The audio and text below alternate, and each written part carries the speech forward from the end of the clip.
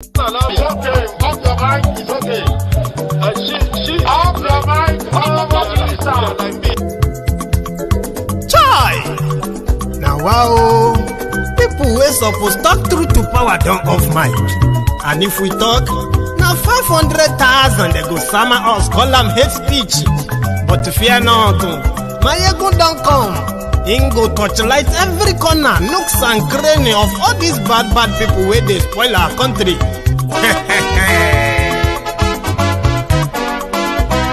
So my people make we laugh, yo. My ego don't come, yo. My people make we shout, yo. My ego don't come, yo. My ego don't come, man of the masses, yo. My ego don't come, yo. My ego diary politico, yo. My ego don't come, yo. This one not the off in mind. My ego don't come, yo. And in the touchlight every corner. My ego don't come, yo.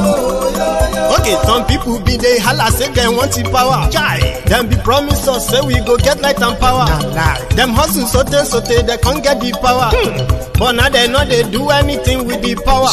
Every day, dollar just they get the higher power over naira. Still them talk say make we off mind. But thank God say my ego don't come. So my people make you laugh, yo. My ego don't come, yo. My people make we shout, yo. My ego don't come, yo. My ego don't come, man of the masses, yo. My ego don't come, yo. My ego diary politico, yo. My ego don't come, yo. This one not they off in mind, yo. My ego don't come, yo. Person where they do evil, no one make person talk. Them say that my egun, that man too they talk. He too they talk. Say my egun diary, he they hot like pepper. But every day then they take money in bulk. Woman picking, they the street they hawk.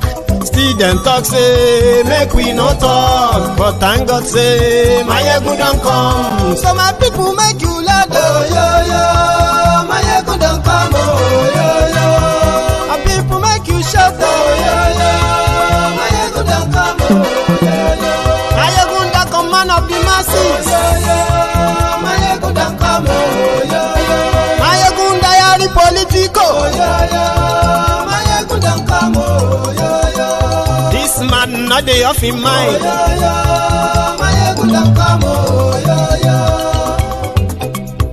aha, now you wanna don't hear.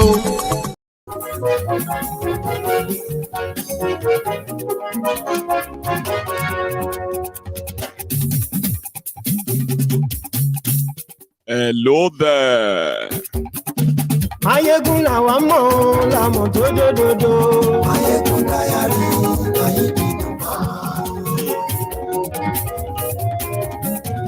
Mayegun la wa mo.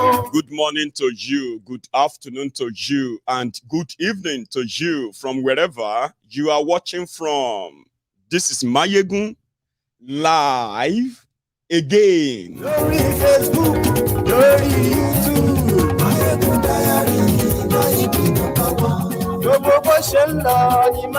diary, share this broadcast, invite your friends, invite your not so friendly friends. Just tell them that Mayegun today. You don't even have to tell them, just tag them.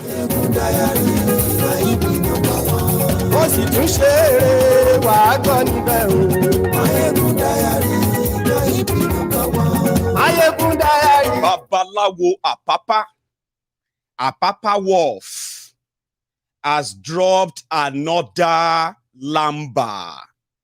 Even though we shouldn't be entertaining people like this, but when you know that these people like these characters, right? They are not representing themselves.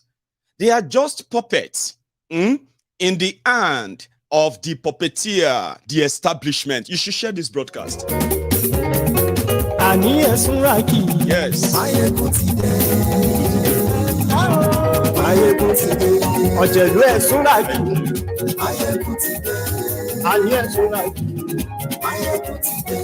Lórí Facebook. See, Babalawo Apapa is the cancer that is laboratorily developed. So it is a cancer that you didn't know. But right now, it is like that adete in Yoruba. People call adete are those with leprosy. And according to my own forebearers, and to those before, those after them and before me, we believe that adete may not be able to squeeze the milk from the cow, but they are easily useful in spilling it, because adete, the people suffering from leprosy, they don't have fingers like me and you. They can't curve fingers like this, and they pretty much are handicapped. But as much as they seem handicapped, they can wreak havoc and ruin all of the works and the efforts of able-bodied men and women. That is why Apapa is back with another banger. Yes,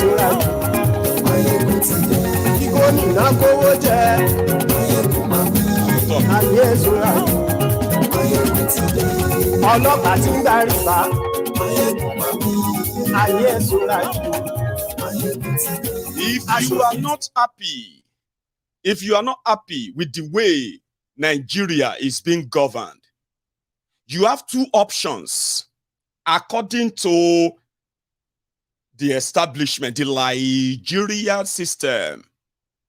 Two options. They told us repeatedly, leave Nigeria. If you are not comfortable with the way they are governing Nigeria, leave Nigeria. Go and live elsewhere. And if you can't leave Nigeria, anyway, go and find your own, go and start your own political party. Run for office and challenge them. Stop shouting and screaming and complaining and lamenting. Do you understand that? They said, if you are not comfortable with the way Nigeria is being governed, go and start your own political party. Go for an election. Face us in an election. If you defeat us, then you can run Nigeria the way you think it should be run. But for people like us who know the trick, we know the drill, we know the steps, and to legitimize their criminality, we know how they set the rules. But we kind of being the naysayer in this case, when people felt like they are going to take up the challenge. They're not going to leave Nigeria. For them, they're going to challenge them. Impossible. They wanted to do the impossible. And not many people believe them or in them. You know the whole story. Now, we know that they will force your hand to participate in an election that you have no idea the purpose behind the rules, that they are shunning out for you to obey and follow, the ones that they won't follow. They always set out two rules. One for the rest of you, believing that they want to do something, and another one for themselves, the one they actually want to do. So they will tell you to participate in their charade election. The laws and everything that actually surround the election are completely bogus. That they themselves who set up the laws, they don't believe in them. So people like us just stayed back and we started saying, you are wasting your time. They're going to lure you into participating. And the moment you participate, you legitimize that charade. And the moment you get involved, you can't get back until you get to the end of it. If that is just going to be an experience for some of you to understand why some of us don't want to invest our time, our resources, and our energy in promoting, let us save Nigeria. You can't save Nigeria. And this is why you will participate. They will rig you out. They will tell you to go to court. They will rig you out as well in that court. Therefore, the process is completed. If you then go after that and say, I disagree. This is a crime. This is and you decided to go and protest, then they will roll out their soldiers, the tanks. And suddenly, Nigeria will have the soldiers who have the capacity to quell uprising. So, you have legitimized it. They've rigged and cheated you. They've told you to go to court. The court will cheat you. And then and on. That's it. That's the usual kind of tradition. Until obedience came, they told them if they didn't like how Nigeria is being governed, they should go and register their political party. When they started, they said they were noisemakers. 4 people tweeting in a room. It's not even possible. Do you think you want to defeat the establishment? Blah, blah, blah, blah, blah, blah, blah. Story.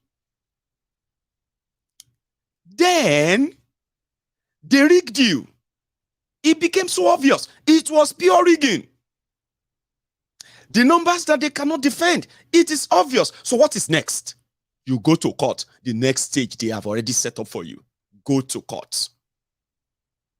But you know their court is so corrupt. These politicians, these criminal politicians have the compromise on these same judges. Now you have started praying. May God touch the hearts of the Nigerian judges. Do you even know that your constitution says that you must have 21 judges, justices in your Supreme Court? Do you know that that's what your constitution says, Abi? Right. And do you also know that for the past 6 years or so, you've only been having between 12 and 14 justices in your Supreme Court? Anyway, maybe that will explain why you have backlog of cases that they completely sort of abandoned, like the case of Mazi Nnamdi Kanu. 12 people, 12 justices in your Supreme Court are doing the work of 21 justices. There may be, you know that their justice system is so corrupt that it will take a miracle. Something like a big prayer. God, Heavenly Father, we call on you today. 7 days fasting and prayer, 41 days fasting and prayer. Oh yeah, let us come together and bring, that stuff. And let God touch the heart of your judges. Why are you saying that? Because the thieves who stole from you and told you to go to, and they told you to go to court. Can't you just reason and say, in brother, be the judge? Anyway, go to court. Why do you think people go to court after election? What do you think is the prayer or are the prayers of people who go to court after election? Other than to say the person they declared winner didn't win. Therefore, they won, and the person declared winner should be declared not winner anymore. Is that not why you go to court? If you go to court and say the governorship election was is rigged. I have been rigged, my lord. And you want to prove to them that they rigged you. Should not be evidence of that rigging. You want to prove that you won. That person didn't win. And when the court says, oh yeah, you have proved it, you won.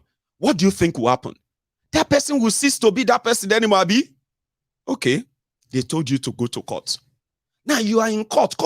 They haven't even started the tribunal case. So what they are doing right now is just hearing. So you know what they call pre-hearing? Pre-hearing is when everybody who claimed that they were rigged in the election, who have already submitted their petition. The one that they said rigged them, Tinubu, he has submitted his own response. Now, what is next will be to present their evidence to court. And Tinubu will present his own counter evidence to crush any evidence against him. Abi, is that not what court works for? So if the court turn around and say, oh, Tinubu proved that he won, a lot of you will be very, very angry, won't you? You'll be so angry and sad and all of that. Abi? Of course, somebody would have to be declared, Abi. Okay. Now, you are still there doing pre-hearing, submitting this and that, just getting ready. But attention, don't do everywhere. Suddenly, Igbos want to stop Yoruba from being president of Nigeria. It is no longer go to court. It is now these Igbos. If anything happened that the court say Tinubu didn't win, that the Igbos who are trying to cause problem in Nigeria, they want to annul. They are using the word annul the election. For remember, the person will go court understand the process. The last time, or should I say, the first time Obi had the experience of being rigged out, it was when he contested to be governor of Anambra as far back as 2003 until 2006, when court ruled that PDP didn't win. That is the Okija Shatabandu, Chris Ngige. 3 years Obi was in court. So he knows. Yet they sworn Ngige in. Ngige was governor for almost 3 years or so. So he knows that. He is not saying that there is no court case anywhere in Nigeria right now where they say Peter Obi is asking that Tinubu must not be inaugurated. Nowhere. There is absolutely nowhere. There is nowhere where Labour Party, the party where will be there, where they are in court and asking court to stop Tinubu's inauguration. Nowhere. There is nowhere, video or anything, audio, where Obi called for interim government because of the election. Nowhere. But guess what? When Festus Otobokeyamo will talk, they will say Obi and his people are trying to annul election of Tinubu. They are about to repeat MKO stuff. Do you understand? So this go to court is now turning into, why did you go to court? Can't you just accept the result and just move on? Why are you in court? So you want to annul election, Abi? The same thing in Zeribe did, Abi. The same thing this and that one did. You want to annul Yoruba election. Yoruba will not accept it. Yorubas will fight. Yorubas, Nigeria, you know what I mean? They are now tilting it towards that. Now go to court, then said, you know. Anyway, to the brethren on YouTube, I just peeped there, okay? If you see anybody who is becoming unruly, okay? We have those who are kind of there with you with their spanners. Call their attention. They will take care of them, okay? If you see any nuisance, any sort of a confused nuisance, creating or kind of causing some nuisance or whatever in the you can call all of these people who have spanners. You can see them. I have about 3 of them. Call them. They can take care of them for you. Okay? So the gaslighting kick-started. Yes, you got it. Gaslighting. Why are you in court? Why Igbo people? Why is Obi is just going to create problem for Igbo people? The Igbo people should talk to Obi. So he's asking the court to, you get what I mean? And you get confused, like, what's going on? What's going on? Of course, it is their trademark. And that is why when Apapa in Nigeria media, they refuse to report that Apapa is no longer a member of Labour Party leadership, so to say. So the ANEC sacked him. They suspended him at first, but when he won't stop, they dismissed him, which means they are not even supposed to be parading themselves as what? As Labour Party members. But remember, it's not just them. Look at his face. Babalawo, Apapa, Wolf. Do you think this man has 50 million naira every month to pay lawyers pay for the, what do you call it, hotel accommodations all over Nigeria, and at the same time, fly private jet with the people that are actually going about with him. Do you really think this person, as such, okay, that may sound like a sort of a rhetorical question, okay, fine. We know if when they came on, okay, let me take you there. When they came on with whatever is going on in their party and the rest, everybody knows that whatever Labour Party is in Nigeria, they acquired almost nothing at the national level in Nigeria until this Obi wave swept through everywhere. And Obi, an Igbo man that somehow is declared that he came third, but he believed he won the election. And it is only for him to prove that in your court, as he was told.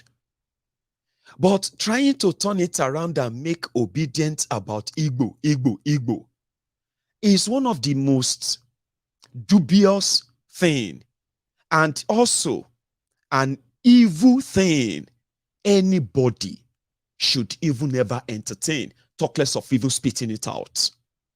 Igbo agenda, Igbo this and that. But you see, this Igbo man that they wanted you to believe is Igbo, and disobedient stuff.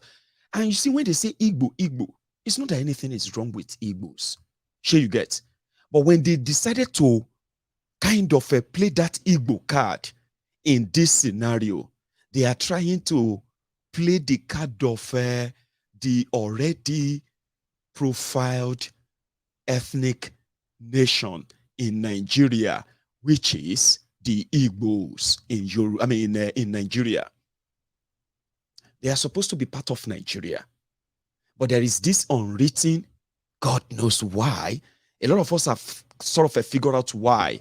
Sure, you get why the Igbos have become the most sort of hated ethnic nationalities in Nigeria. It became something like, it is like a convenience to just don't like them.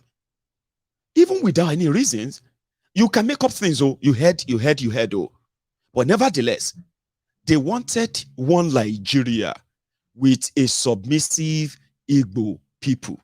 Now, that crisis of this or that, right, will make them, from that background, from that end, when they tell you the Igbos are the problem, the obedience are the Igbos. If you see any Igbo that is not obedient, they are the people who got brainwashed by the Igbos. Do you understand that card? It's a card of, you see, it's actually politics of elections, though. But the way the back end of where this Igbo, that, Igbo, this Igbo, that came from is what I'm telling you right now.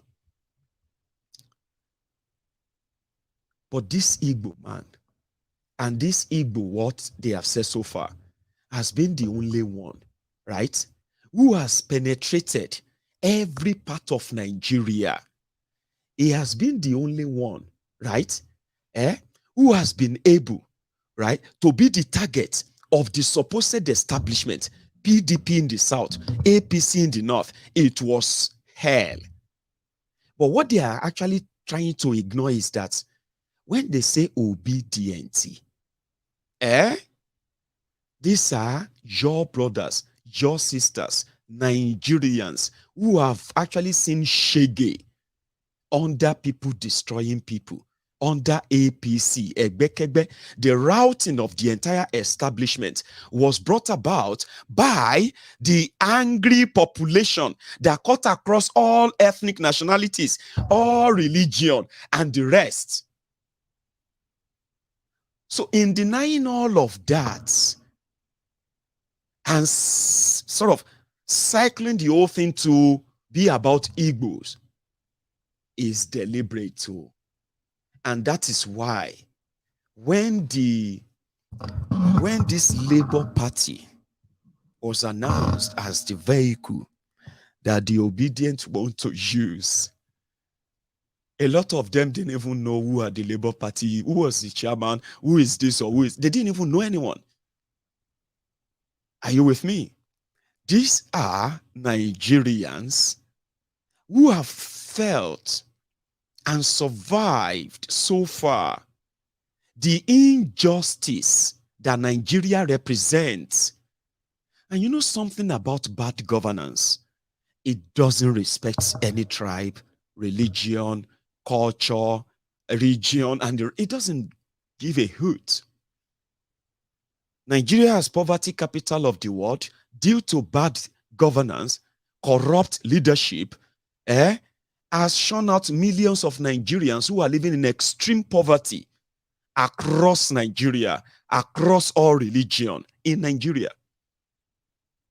So bad governance and the effects or consequences of bad governance is not limited to those who didn't vote for them, including those who vote for them.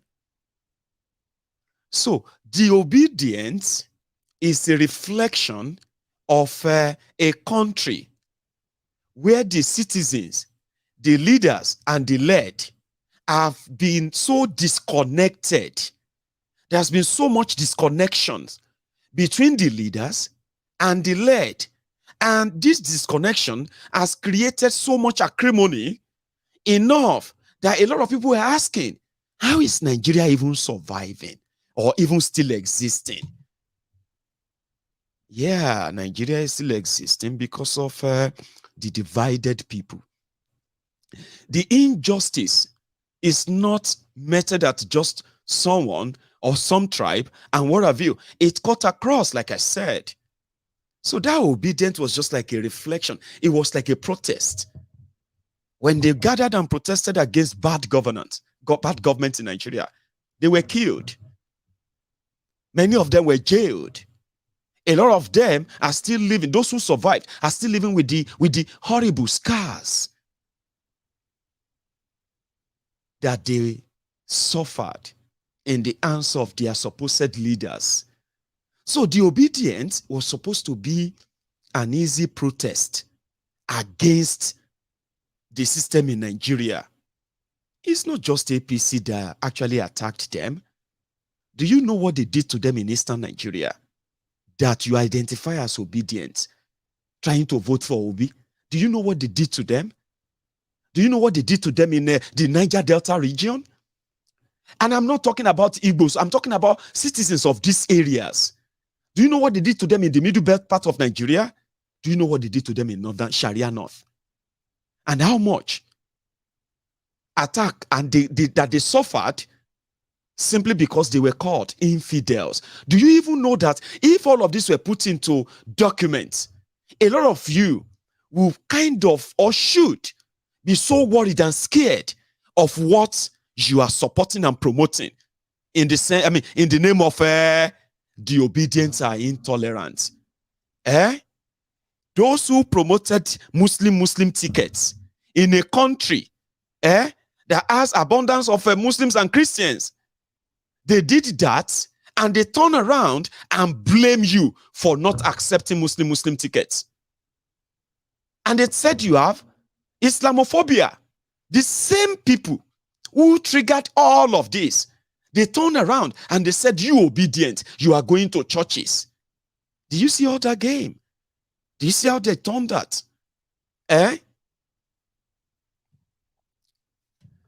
So, this Igbo man won elections in Kaduna. This Igbo man won election in Bauchi, won election in Zamfara, in Nasarawa, in Plateau, in Sokoto, in Kano. But thanks to them that they all have their result anyway. But if they allow people to tell you their story and what they suffered because of this Muslim ticket in northern Nigeria, you would be ashamed of yourselves for even going the route of that divisive one. By what? By gaslighting them as Igbos. They killed them in Lagos. They even went as far as listen to this. In Lagos State, where they were stopping the Igbos from voting. Do you know another horrible things that happened in this xenophobic Nigeria that APC has finally brought upon you? They said if you dress nice, if you're looking clean, sharp, you are not allowed to vote. Because according to them, you may claim to be Yoruba, but you are not Yoruba. It got so disgusting that a lot of people are saying, are these Olori Burukus? Actually, they actually wanted to see Yorubas looking dirty, poor. And that will be the identity of a proper Yoruba in the Nigeria these criminals are bringing to you. This happened, though. I'm not making it up. They said some people look too clean. They look too clean to be Yoruba on election day in Lagos. They smell too good to be Yoruba. So what were they saying? The real Yoruba that they will identify with must be Yorubas who look dirty, Yorubas who look haggard, the poor ones. Then that will make you Yoruba. This happened, though. They were screening people that they said they didn't look Yoruba enough. All for elections. All to stop those they considered as enemies, the obedient. They screamed loud. The fanatic jihadist APC, Egbekegbe, in northern Nigeria, they said Peter Obi has been visiting only the communities who are Christian communities in northern Nigeria. They raised the alarm because he was visiting the communities that have already been abandoned after different terrorist attacks. They have been fenced off Nigeria. They have been left at the mercy of terrorists. He was visiting them, and their media, they changed that to him escalating or trying to trigger religious war by telling the Christians in northern Nigeria that as Nigerians, they will not be forgotten. And that is not making any headline in Nigeria. He is an enemy, Igbo man. He wants to cause problem. He wants to make people. He want to divide the people. People that have already been divided by APC, only united in poverty, the one that they weaponized. So I haven't seen anywhere, but they are struggling every day. Now, despite them, shamelessly, we have videos, so there are videos everywhere. The people that told you that if you are not voting for APC, don't come out. The people turned around and said, the obedient that they are attacking, that they are killing, they said they are more dangerous than them because they are becoming fascist. Hello? All of this simply because you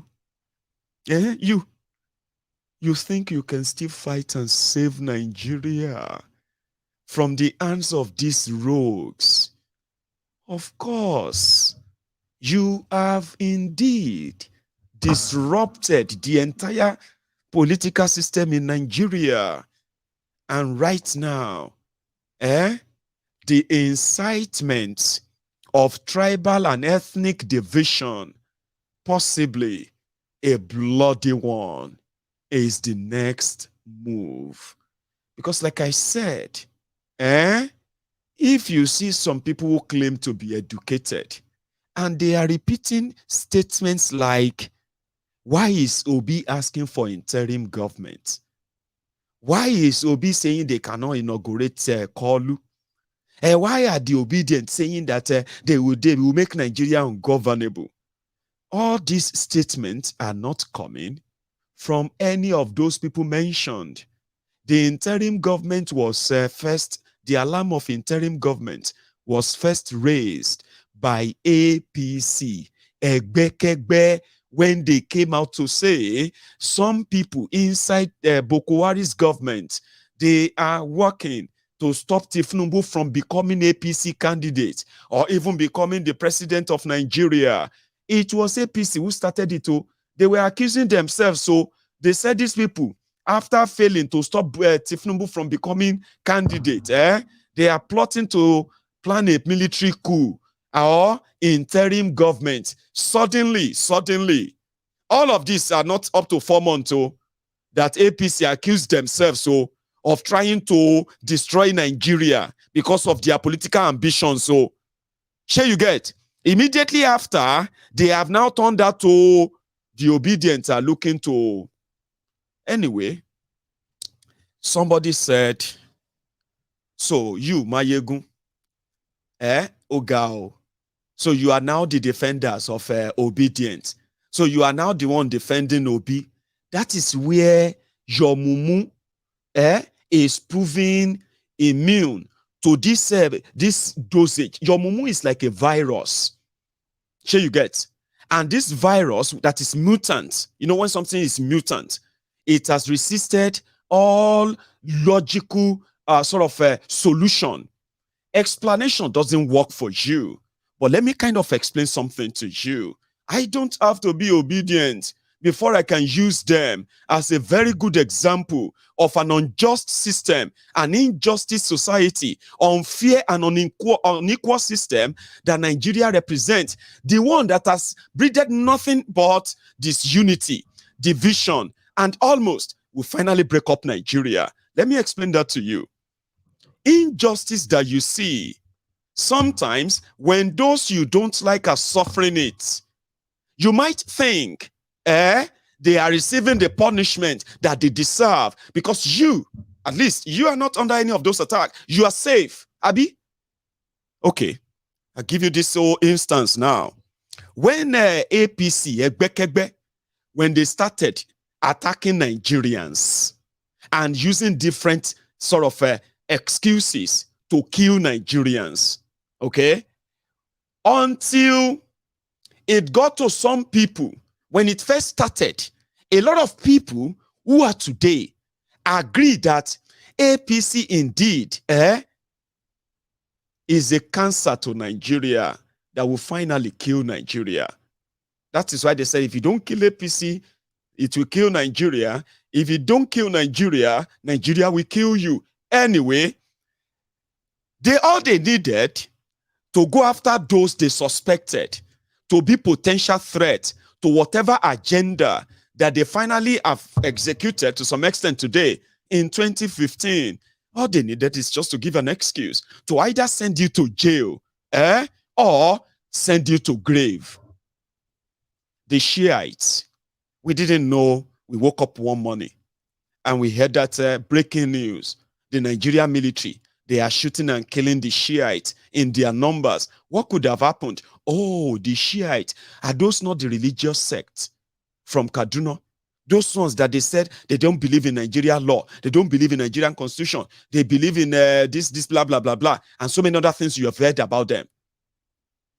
So if Nigerian soldiers are killing them, they must have done something. And immediately, their social media propagandists, they went to market. Oh, if you know what the Shiites are planning, the Shiites are working with Iran and they are about to invade Nigeria and they are about to set up a new terrorist group. Nigeria cannot afford any terrorist group again. So, therefore, Nigeria must stop them. And you know what happened? They killed over 1,400 Nigerians because of their faith. Not because they found any weapon on them, not because they have any link that they are actually like promoting terrorism, but because their religious belief, even in the Islamic North, put them in danger against other Islamic sects in northern Nigeria. So what do they, instead of fighting their religious difference between themselves, the Sufis and Sunnis, instead of fighting themselves, they use Nigeria military. So Nigeria military accused them of maybe they are potential terrorists. They kill women. and children. They went into their homes. Those who ran into those who ran into mosques, those who ran into churches, they went into those places. They executed them. Over 1,400. And nobody was held responsible. The explanation was they stopped the vehicle of the chief of army staff, Buratai. And now Buratai, that was when Buratai earned the title, Buratai the Butcher. He killed over 1,400 people because they blocked his convoy. Meanwhile, the video of that incident showed that Buratai was passing. These Sunnis, this Shiite, they are doing their procession on the side of the road. So Buratai the Butcher, who probably have a different Islamic belief than them, coming from the background of this religious difference in northern Nigeria, he stopped his vehicle, his convoy. He walked down and he approached these people and he started talking to them. Now, started talking to them, but for some reason, the usual soldier, blah, blah, blah, I think they started assaulting these people. And before you know it, some of them, they started throwing stones and all of that. And this was when Buratai was long gone. Oh, it wasn't under any attack. Oh. The following day, they moved soldiers to their communities in Zaria. And they started the execution. It took them 2 days to execute all these people. And they gave them Kaduna, Little Finger, El Rufaya, gave the land for the mass grave, to give a shallow grave to bury all these people. Women, children, nobody was said responsible. It emboldened them that when they arrested their leader, they killed their leader's son, Ezazaki. Yeah, they killed his sons, they killed his wife, they killed among those killed, and he was arrested. You must have seen the video or pictures of his brutality and the soldiers beating. His people went to Abuja to protest for his release. The Nigerian soldiers, they called them the special attacks, whatever, from the presidency in Abuja. Those who are protecting Bokwari, they moved them and they positioned them like war zone, and they started shooting. This was in the federal capital of Nigeria. And they started shooting and massacring them. Young people. In that case, they radicalized those ones, and I don't know what you're going to tell them about Nigeria, indeed. But because they gave an excuse that they wanted to prevent terrorists or stop them from becoming terrorists, they killed them. And so happened to the revolution now, Showore. A lot of you who actually felt like it's democracy, we are going to join revolution now. A lot of you ended up in jail. So many of you are still walking about with these different scars that you suffered in the hands of this same military or this same policemen in Nigeria. So a lot of you at that point realized that bad government is not going to be limited to those you don't like alone. Oh, yeah. Then they opened shop on the IPOB. It became a real federal government of Nigeria's project to crush and destroy anything IPOB. And this is just Nigerians who have identified that they can no longer be part of Nigeria due to this same injustice, bad governance, marginalization, and so many other things that everybody suffers in Nigeria, but a lot are living in denial of. The Igbos, the Biafrans, the IPOB, they became the target. It was pretty much like the people we won't burn before. We won't burn you before. You can't douse yourself with petrol. We are looking for opportunity to kill you. Now you are asking that you want to leave Nigeria you want referendum to leave Nigeria. Suddenly, referendum became a call for war in Nigeria. Referendum, yes or no? Do you want to be part of Nigeria or not? There are Igbos who still want to be part of Nigeria. Of course. There are Igbos who don't want to be part of Nigeria anymore as well. How do you determine them? Give them referendum, Abi? But instead of giving them referendum, they gave them bullets.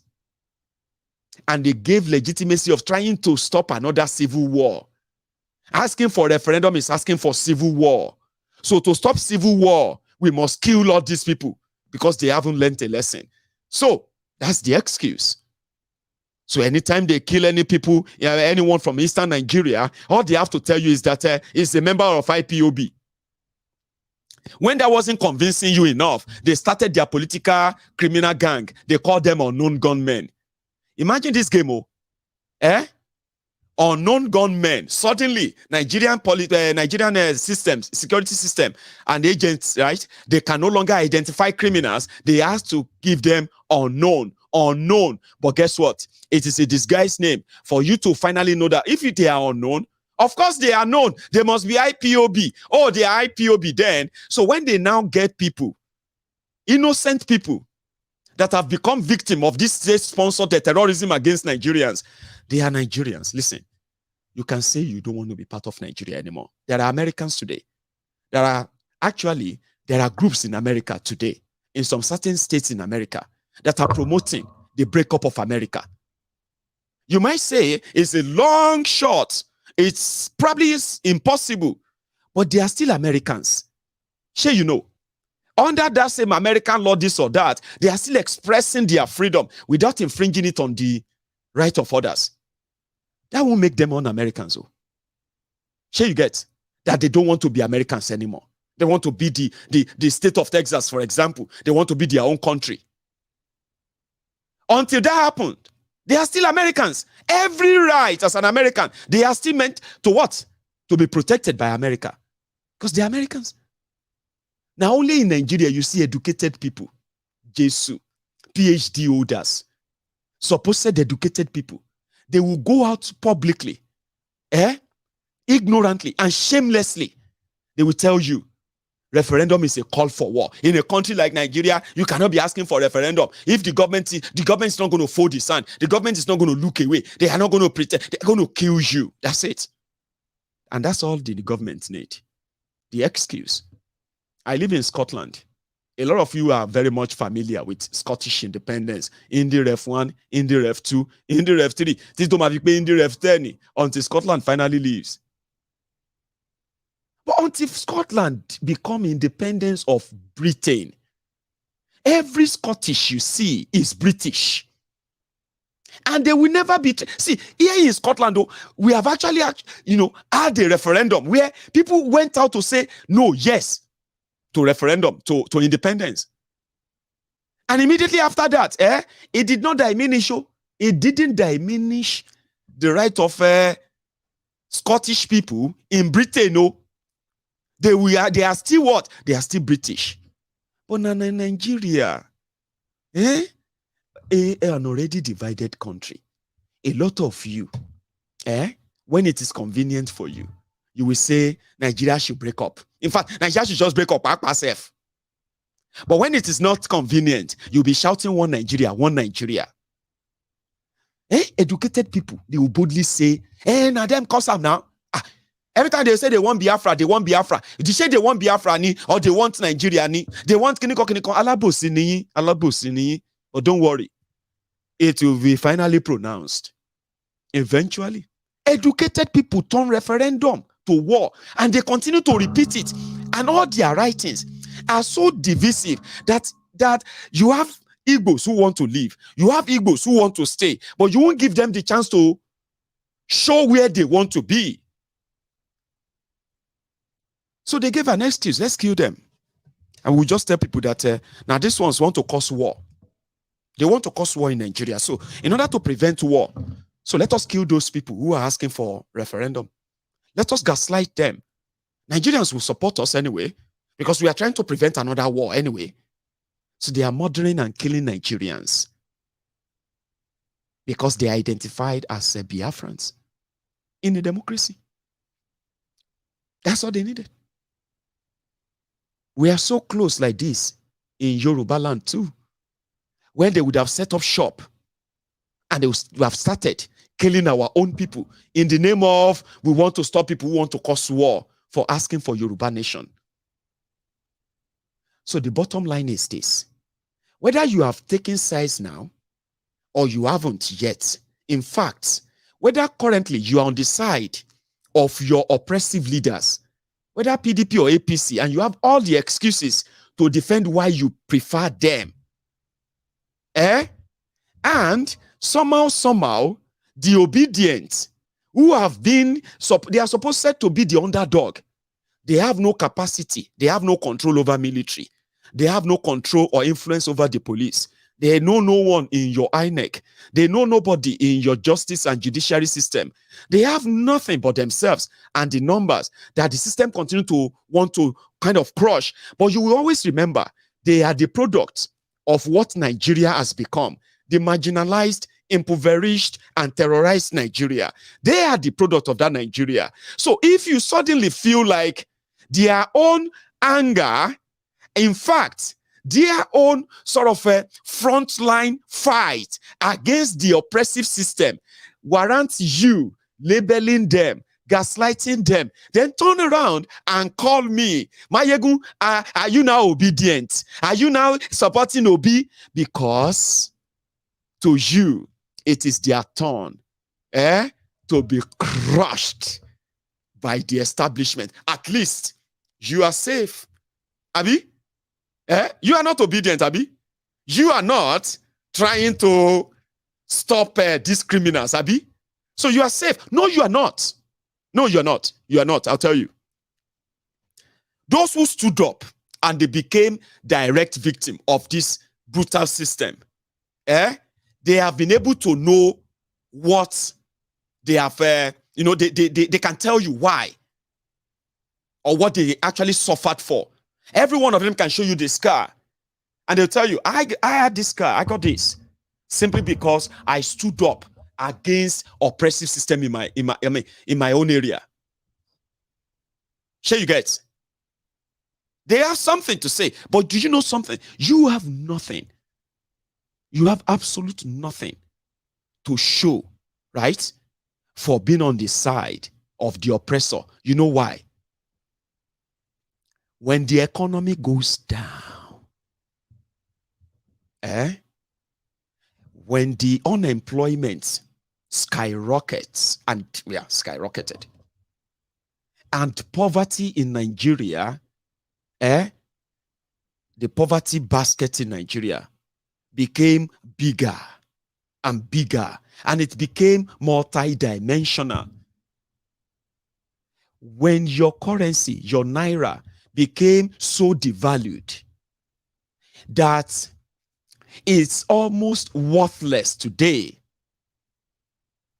When terrorists became one of your prayer points in your own country, and they open shop in your country, and rather than the government of your country to protect you and make you the priority, they made the terrorists the priority. You have then turned around to become ransom payers to terrorists in Nigeria. All of this actually recognizes or acknowledges no one as, or spares no one as those on the side of their oppressors. So you're not winning, you are losing. And it is called self-destructive. So, the same way I spoke out when I saw that lie, the excuse to kill, adopted by the criminals you call leaders in Nigeria, it was just to tell you that, as we say in Yoruba, "Ikutoban pa ojugba eni, òwe ló ń pa fúnni."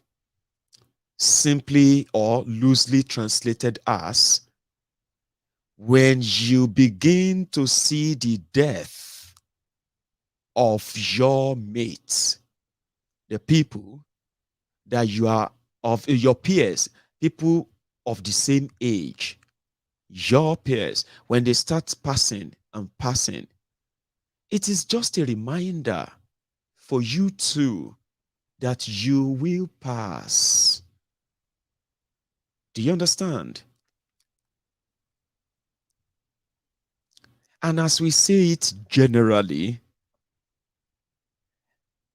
if you promote and support and defend bad governance, you will eventually be a victim of it. And as it is in Nigeria, this shege is turn by turn.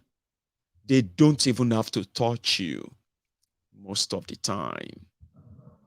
You see those they arrest or those they exiled because of them picking up a battle and standing up for something. At least they are standing for something. A lot of you stands for nothing. When you stand with your oppressors and you are so scared. I remember when I used to tell you then that I'm not talking about now, I'm talking about then. When the people who are the victims of a failed system in Nigeria, when they were screaming that to save Nigeria, then the Nigerians and Nigerians must make up their minds and do away with PDP and APC. I remember those old days.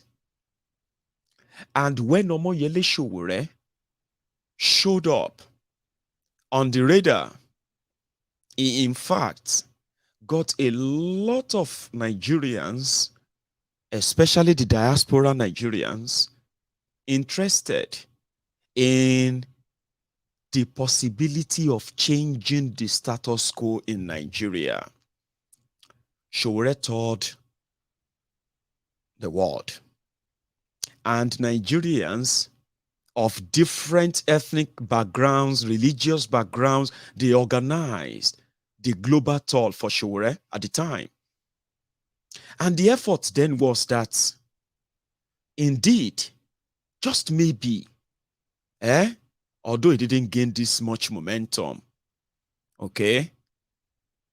However, there were those who were just so hell-bent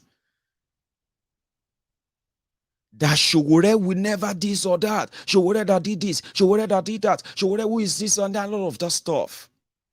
And I remember taking it upon myself every now and then to ask us some very cogent and very straightforward questions. And at that point, it became clearer that the reasons why many didn't like Sowore is not because Sowore is not good.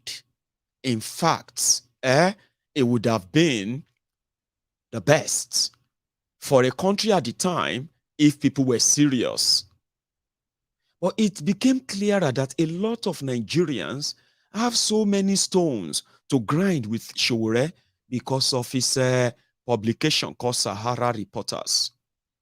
I remember coming on Mayegun's Diary Political at the time to explain that, or to ask, that no matter how much you despise Sowore, there is no way a lot of those who are today so much interested, and I'm talking about a deeper rooted investigation about what is really going on in the Nigerian system, they wouldn't have been this much interested if not for the era of the Sahara Reporters.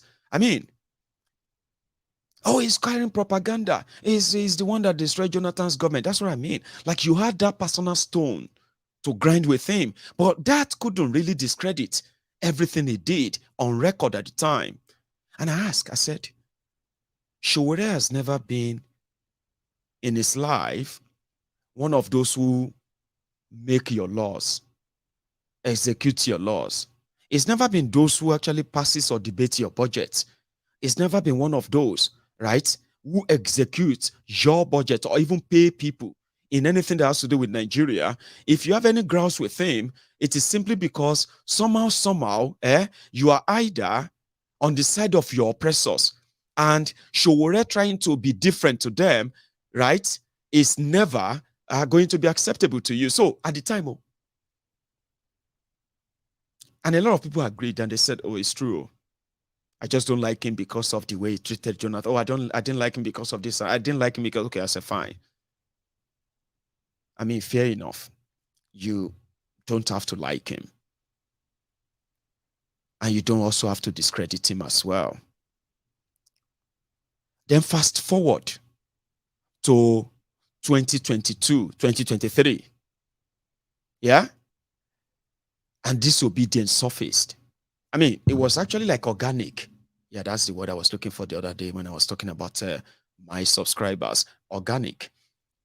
So it happened so organically that ordinarily, you wouldn't expect so much antagonism from the people who have experienced same from those. Like, I remember that time when Shore said, it wasn't him, but it was from him I actually heard that. He said that if you are fighting for the oppressed in Nigeria, here you get, which means you are fighting the oppressors, you will need to use one single hand, because the other hand, you will need that to defend yourself and protect yourself from the same people that you think you are fighting for.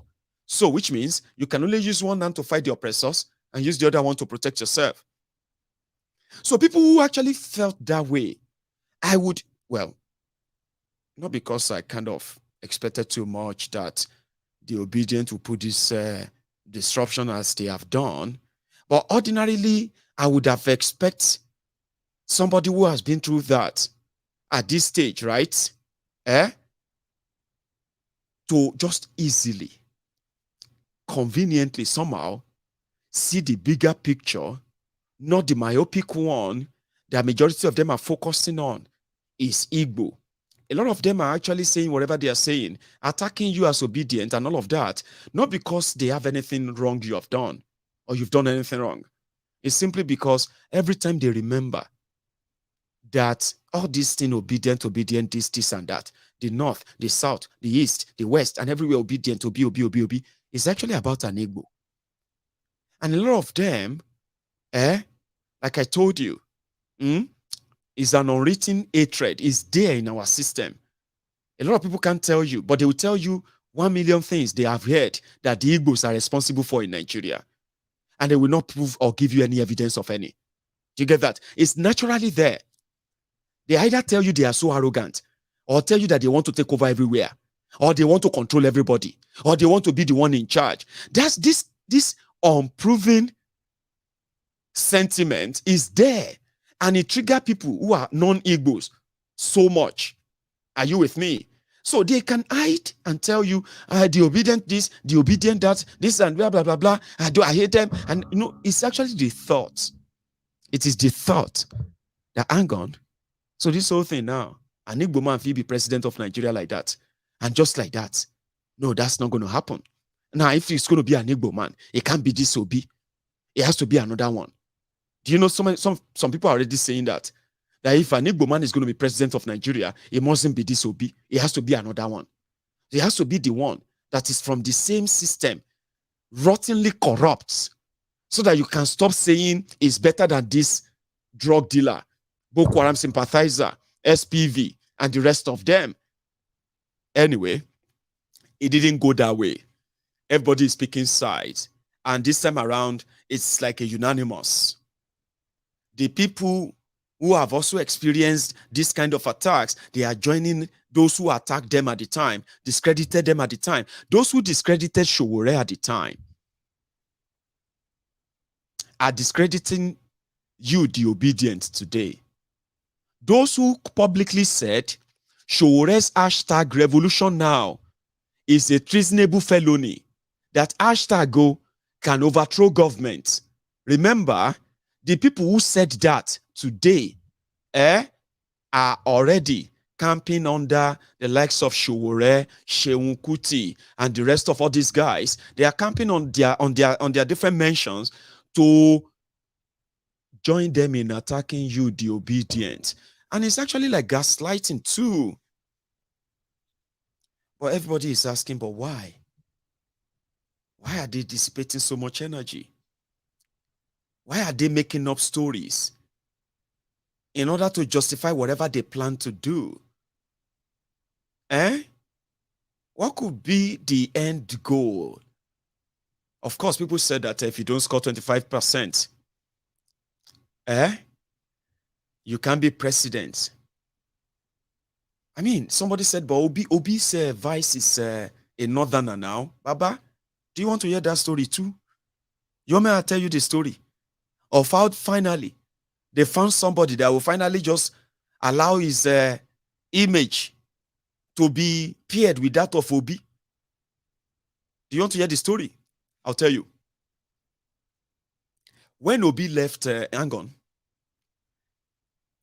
for Tinubu, they told him, if he wanted their support in northern Nigeria, he must pick a Muslim. And if he's not going to pick a Muslim as his vice, they will go for Atiku, because they would rather have a Muslim that they can trust in power. So Tinubu had to go for a Muslim, but do you know other conditions? Do you remember when they were saying that Kwakwanso, that maybe Kwakwanso is going to be Obi's vice, and suddenly Kwakwanso said that is an insult, that nobody will vote for any Igbo man in northern Nigeria. And according to him, nobody will vote for any Igbo man in northern Nigeria after what the Nnamdi Kanu and IPOB have done. What have they done? Is the IPOB and the Nnamdi Kanu behind the mass killings, the escalated kidnappings and terrorism in northern Nigeria? Are those who are killing your people in northern Nigeria committing less crime to you than whatever Nnamdi Kanu and IPOB said that the Igbos is just like an excuse? So remember, he said the only thing he can do is that he can only help the Igbos to come closer to Aso Rock. That's what he said. He said it is an insult for anybody to expect him to be the vice president to Obi. Nobody will even look at him in northern Nigeria. Nobody will even campaign for him. Some of their northern leaders forum, Abinoda Elders Forum, and all those nonsense they call themselves. Give me a circle. Just a moment. At a point, they came out, Northern Elders Forum, they said that they will not vote for any Igbo in northern Nigeria. So that was how much the fate of being Igbo politically in Nigeria was. So Obi left to go and join the Labour Party. When he left to go and join Labour Party, publicly, Igbo politicians, they came out and they denied him, they rejected him, and they said they would rather support Okowa as vice president to Atiku. If you remember that. So it now took Obasanjo. In fact, that's what I wanted to tell you about those northern elders before the camera went off. They said nobody is going to deputize Obi in northern Nigeria. The leader of that, or the spokesperson for that Northern Elders Forum, I'll be waiting them call themselves. Something Baba Dati Ahmed. Ended up being the senior brother to Dati Ahmed, Obi's vice. So Obasanjo was going from one palace to another. He was visiting one general to another. He was begging them to give somebody to be Obi's vice. And this Baba Ahmed came out. One of them even came out on this same social media, on your media in Nigeria, and said they were laughing at Obasanjo. Obasanjo is begging, looking for Peter Obi's vice. Yes, that was how much the message of no Igbo man at all was in northern Nigeria. They even said it probably will never campaign in northern Nigeria. All of this whole thing got demystified when Baba Dati Ahmed became even the stronger, sort of the stronger voice. Someone that will say something Obi cannot say or will never say. Sure you get? But to them, Baba Dati Ahmed is a betrayer. I'm serious. But whatever it is, it doesn't really matter. At least Obi won't be president. So whatever Dati Ahmed did, it doesn't matter anymore. That's what it is to them. So, and then you'll be wondering, how come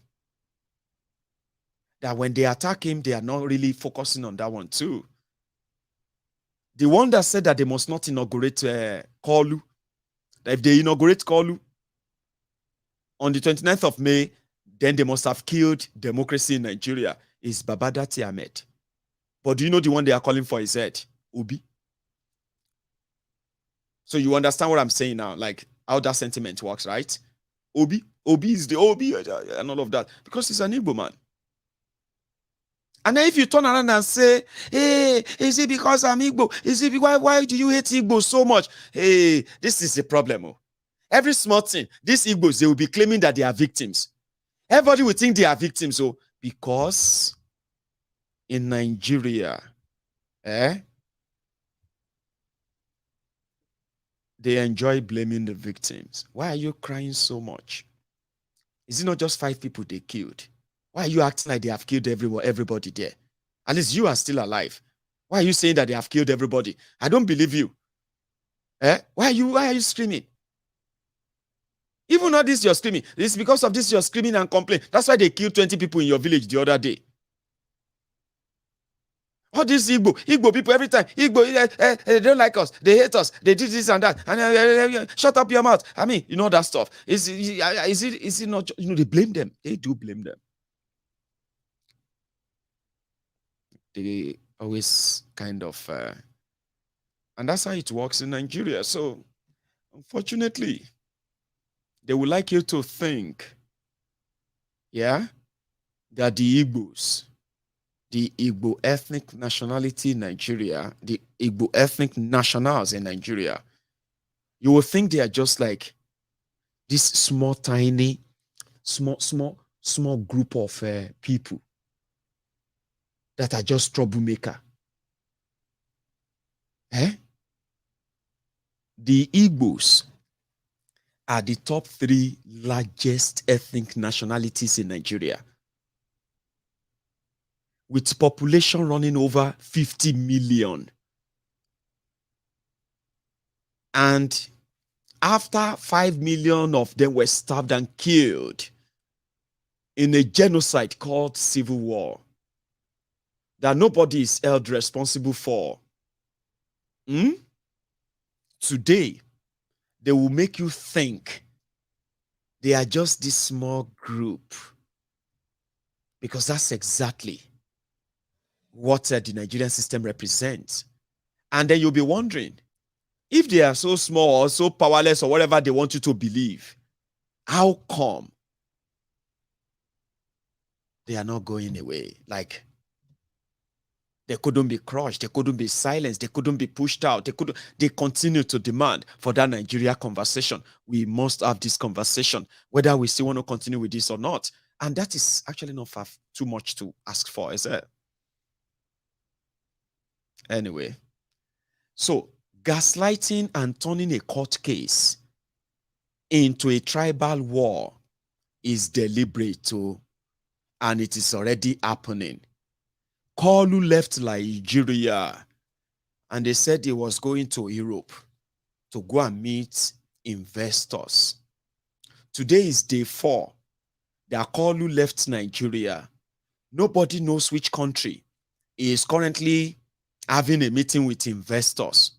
Nobody have a clue. And at the end of the day, the life of 200 million people is at stake. So if you scream, if you shout, if you cry, and if you even demand that this calamity should not befall you, you should be saved from it, you have every right to. And that is why they said you should go to court.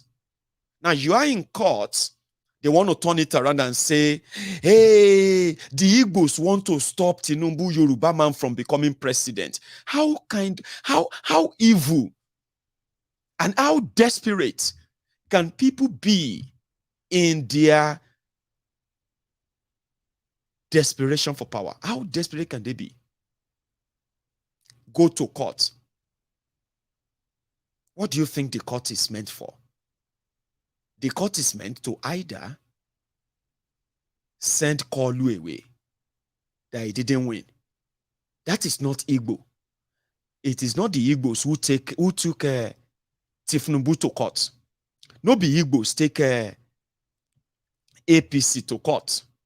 It is not the Igbos who are challenging the result of your elections in Nigeria. How come this conversation is now hovering around the annulment? The Igbos want to annul. They don't want Tinubu to be president. They say when Tinubu become president, they want to stop him with this on that. I mean, like, have we not actually lived in that same Nigeria?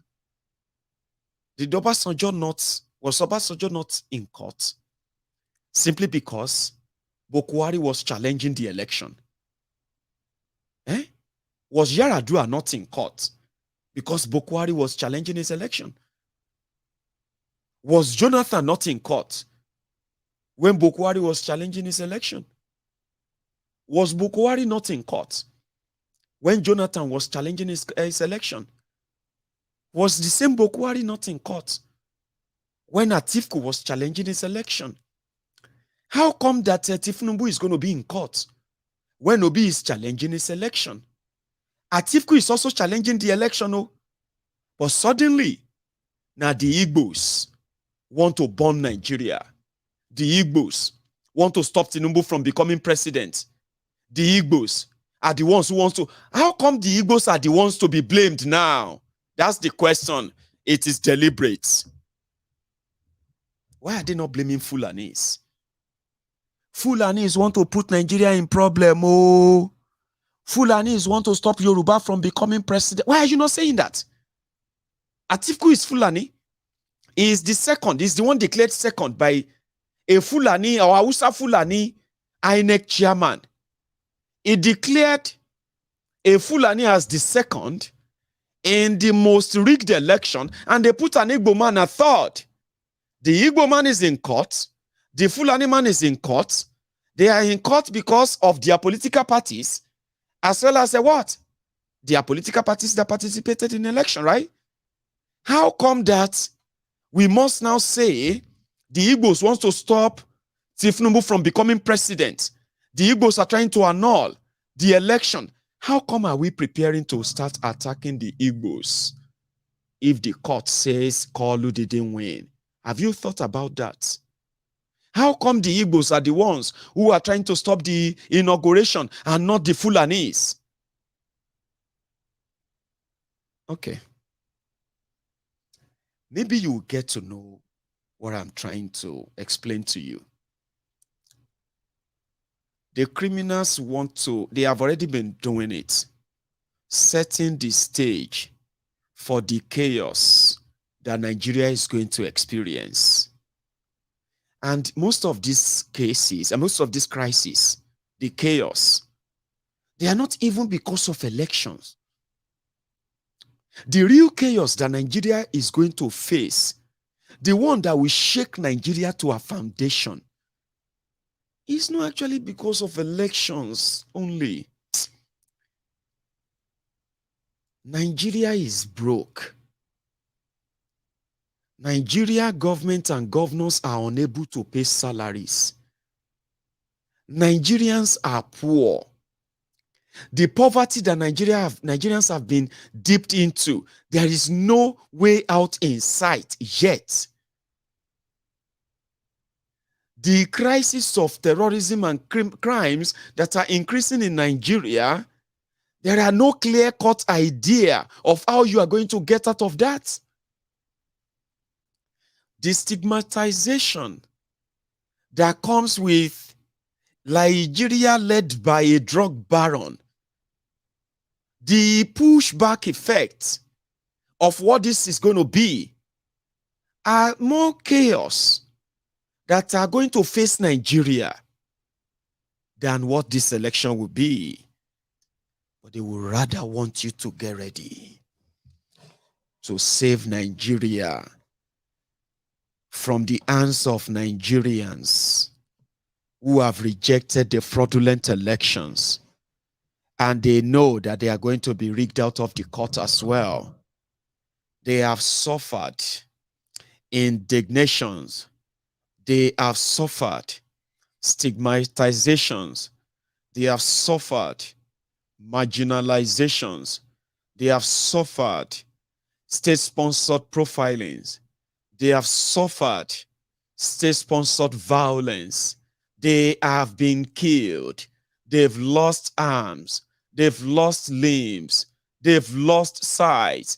People have lost their visions because they tried to protest with their vote against oppressive system. They are wearing scars simply because they participated in the charade elections. They know all of this, and they still want you to get ready to unleash more violence by them naming them. They call it, just call a dog a bad name so that you can hang it.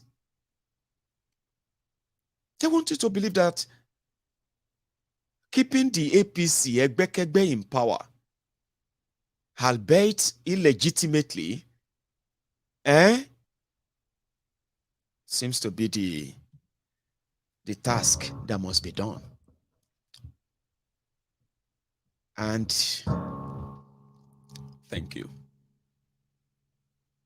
And somehow you don't, or you are not currently not even thinking how much of these damages you are also going to suffer from. Because know something, a lot of people have said that the biggest dream of Tinubu is to have a one-party state, a one-party country, where there will be no opposition.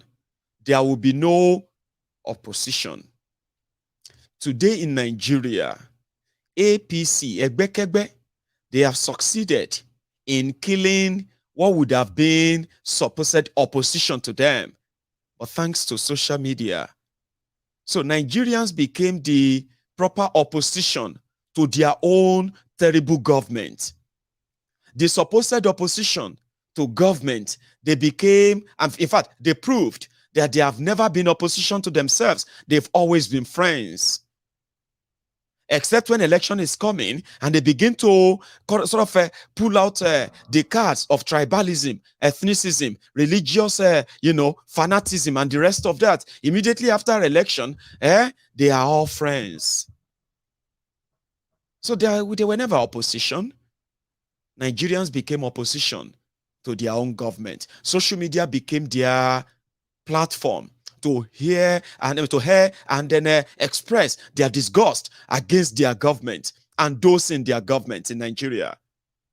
Social media also became a so much easy tool to mobilize themselves, coordinate themselves, and guide themselves on how to battle the corrupt establishment, remember? So social media became so much a threat that PDP, APC, they agreed that social media should be banned in Nigeria. Because according to them, if nothing is done about the social media, it's going to create a crisis in Nigeria that is going to bring Nigeria to its knees, to our knees. What does that tell you? The real opposition is where they cannot control. And that is where the young people from Nigeria have been holding sway. They control the streets. And then what happened? Those who have been using that same social media became their target. You became their target. And once they kill that, there will be nowhere, no one to turn to when you become a victim too, because you will be a victim. Nigeria's system is built on injustice, on the blood of innocent people, crying for justice every now and then. That you haven't become a victim yet doesn't mean that you won't be. In fact, you are already victims. You are just yet to admit it. You voted for change. in 2015 in order to prevent Nigeria from falling into poverty due to the greed of some few people, their corruption, selfishness, high-handedness. You decided to go for change. And guess what you got? In 8 years, more of you have now fallen into poverty than you were in 2015. More of you have become more jobless, and a lot of you are still going to become more jobless as the days and months comes by too. That's because you went for change, remember? A lot of you have lost your loved ones.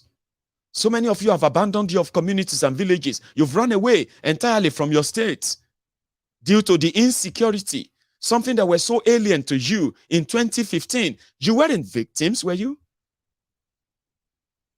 Today, the value of your money has become almost zero to nothing. You have the money, but they are worthless. All of this happened to you. Depreciation. You depreciated as a people. More people have become more depressed, mentally disturbed because of the pressure they have been under. Under APC, you have suffered this all this while. You've just learned how to cope with it. It's not the grace of God, as some of you will say. Oh, it's the grace of God. Hello? You've just learned how to cope with it. A lot of people didn't survive. A lot of people didn't have that grace of God. Do you really think God loves you more than them? That you survived this so far? Or you've pretended so far? So where, plus or minus, you are also doing yourselves. Okay? Bad governance are not just going to affect the people you don't like. You are not spared. You are already victims. It is just yet to be pronounced, like they will say, when Nigeria happened to you. It's not a good thing. It is a state of, dejection, depression, where you'll be asking yourself, why me? God, why me? Why should this happen to me? Why should we lose our mom? Simply because there are no adequate medical facilities to care for her when she got an emergency. Why do we have to lose the youth of your loved ones into illegal detention? Why do you have to lose something that shouldn't have been lost if indeed Nigeria care for you? So you may not think that way. I understand. I have been told many times, you this Mayegun enemy of progress. Ashiwaju will do this. Buhari will do that. I'm like, see, they are your choices, Abi. Well, it's good for you to understand what you are also, the choices you are making. When you lost your job, you support APC, Egbe, they are promised to give you 3 million jobs every year. But instead of giving you 3 million jobs every year, they are giving you 8 million joblessness every year. Those of you who have jobs right now, watching me right now, there is no guarantee that you're going to have this same job in 2 months' time. Some of you know that even where you are currently working, where you think you are doing somebody, by trying to publicly defend your oppressors and defend them enough that you wish evil on those who want them gone. Some of you know that some of your businesses that you have right now will not last this December. You have done your best. You have done everything to stay afloat. And every now and then, Nigeria continue to force your hand and force your hand. Here you get. And today, you are likely going to have to give up that business. Some of you know that you are likely not going to be on that job before the end of this year. You know a lot of things that are threatening what directly affects you. These are due to their policies. Today, they are making laws. They want to illegitimize protest. In a democracy, you can no longer protest. One day, you're going to want to protest against that poor electricity supply. One day, you want to protest against that joblessness. You want to protest against that unpaid salary, unpaid gratuities. You want to protest against so many of the wrong things going on, the ones that are already affecting you too. And then they will explain to you, welcome to this Nigeria that you help bring about. The Nigeria of your dream, the change that you have been promoting, when it finally happens to you, it will just be a welcome message. Now you are welcome to that reality. So you're already suffering it. The unemployment in Nigeria has pushed so many of you to take up fraud as your job. And today, that is your excuse. Nigeria is very bad. What do you want us to do? Do you want us to go and do arm robbery? Guess those they are robbing. These guys who are turning to Yahoo, who are turning to different fraudsters, developing different ideas technologically to steal from you. They are not even stealing from your looters. Do you know? Your Yahoo boys who are sending different things, hacking your account, taking over all your savings and the rest. They are not targeting your looters.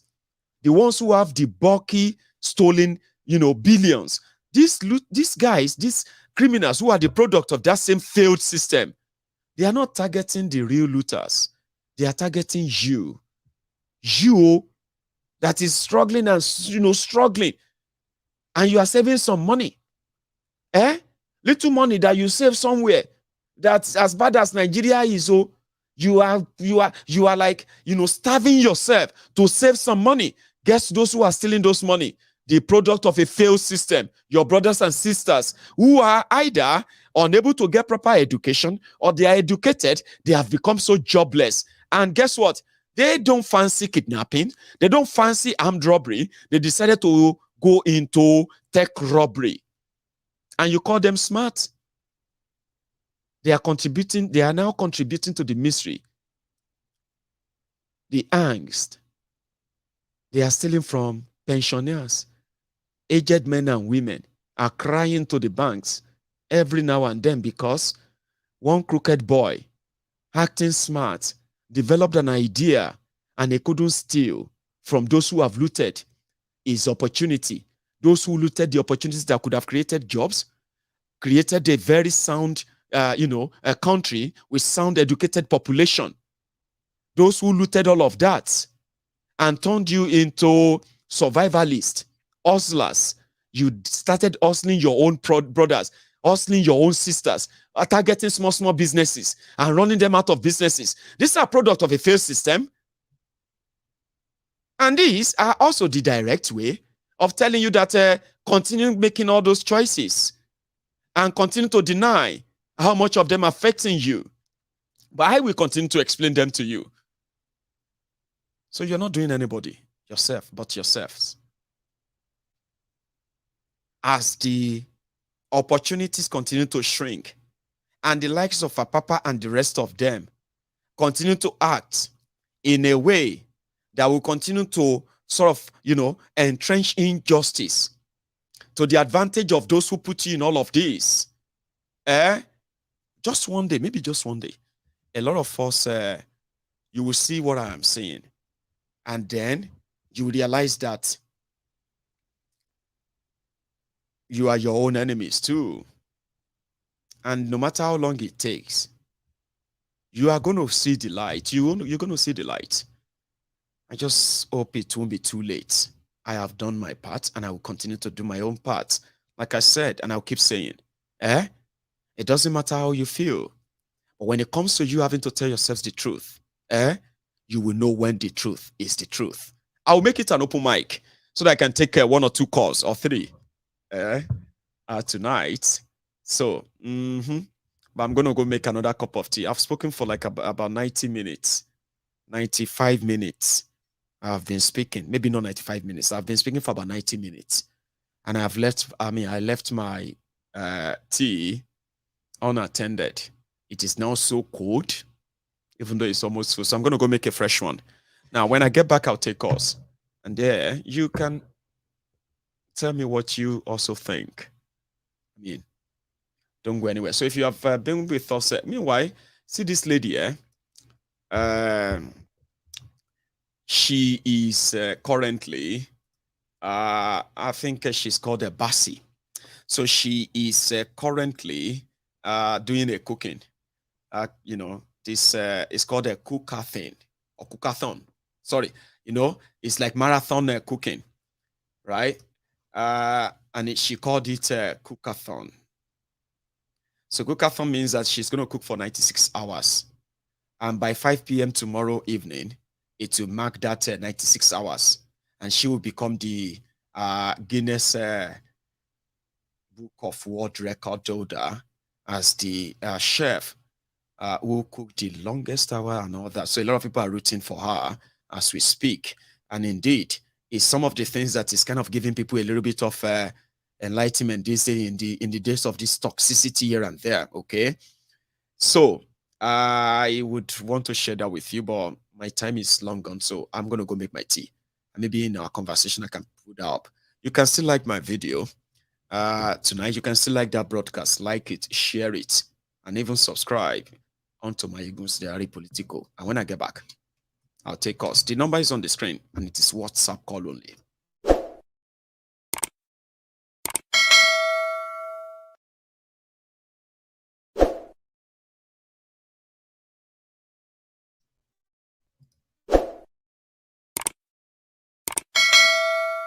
We will work with you to build a Nigeria that is not corrupt.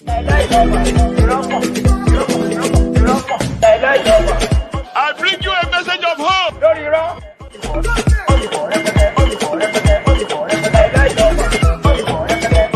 We are going to spend a lot of resources on education.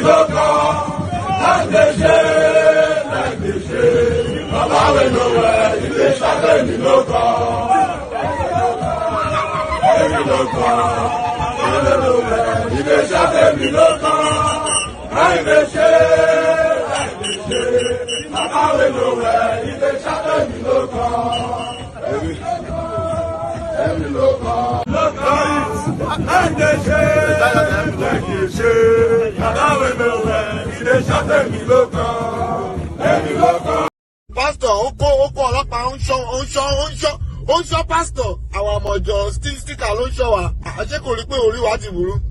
Ìwọ má dira o, ìpápá ẹ̀dá orin. Jẹ́ ká wọn Bible tó ń jẹ. Kò jẹ́ gbèsè àgbẹ̀tọ̀ àbí kò gbẹ́rì tí kò gbé tí a fẹ́ jókòó tẹ̀ra. Gbẹ́rì tí bá yọ píù. Àwòyí àárín. Mo mọ̀ yín pé wà nínú Bible pé ìgbà tó fẹ́ mú Jésù kọjá ní àárín òun ọ̀gẹ̀rí Jésù. Kí ni Jésù lò? Àfẹ́ rí ló lò. Ìwọ má dira ayé bàjẹ́. Right. Thank you so much, for still being here, by the way. And then to my friends on TikTok. Thank you as well. So I am currently there. And even though I plan on taking few calls tonight, somehow on a second thought, I'm sorry. That's the problem of making promises. So somehow I just feel like I would take one or two because I don't feel like taking calls anymore. I feel like I should just go and rest. But that would be selfish, wouldn't it? Yeah. So I'll take one or two. Okay. So let me get this. That will be my first caller tonight. Hello there. Oh dear. Can you hear me? Okay. I don't know if it's connection or if they are waiting to hear their voice or my voice on the TV. So I'll just go with another person that is ready. So I'll take just maybe 2 calls, okay? Then I will just round it up the moment we get to the 2 hours shot, okay? Hello there. Hello, Mayugu. How lucky I am. I know, but I am almost like, I'll just make it tomorrow. Like, you know, I've had enough today. But anyway, that will be me breaking my own promise. So I'll take 1 or 2. How are you? Well, are you tired of answering Nigerians? No, are you tired of talking to Nigerians? I'm just, you know, it's like the mood, you know, just feel like, oh, that's gonna be me for an hour and a half, or maybe can I just get some rest? But because I've done one today earlier, but again, I'm not tired though. When I'm tired, I will call it. Yeah, my brother. Go on. We will never be tired until we achieve. Never. Yeah, you've talked a lot of fantastic issues tonight, and a lot of things you have discovered. The truth is always open, and no matter how you try to spin it, how you try to hide it, it was at the end of the day to reveal. Yeah, like I used to say to you that these people have lied to Nigerians all the time for many years. That's right, and they deceive Nigerians. But you know, again, what they fail to understand that the years of 70s, 90s, 90s, and 2000 is no longer the same year of this social media year. No. Yeah, the information can spread around in a second. That's right. All right. So that information, people can go there and get the information themselves. All right.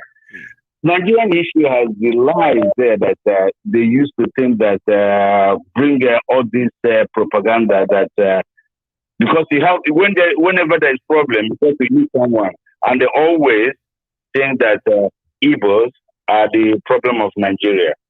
All right, we've said that many times. So everything has been very common. Like if you don't know anything that is wrong with Nigeria, if you have no idea, just look for an Igbo man to blame. Now the Igbo be the problem. Exactly. Then you'll be fine. You surely have a peace of mind easily. You'll be fine. And that's what happened. Okay, let's even forget that issue. I asked you, even you, I'm asking this question now, and I'm asking to your listeners. If Nigeria did not discover oil, do you think we will still be one Nigeria today? No, we know that Biafran war was about oil war anyway.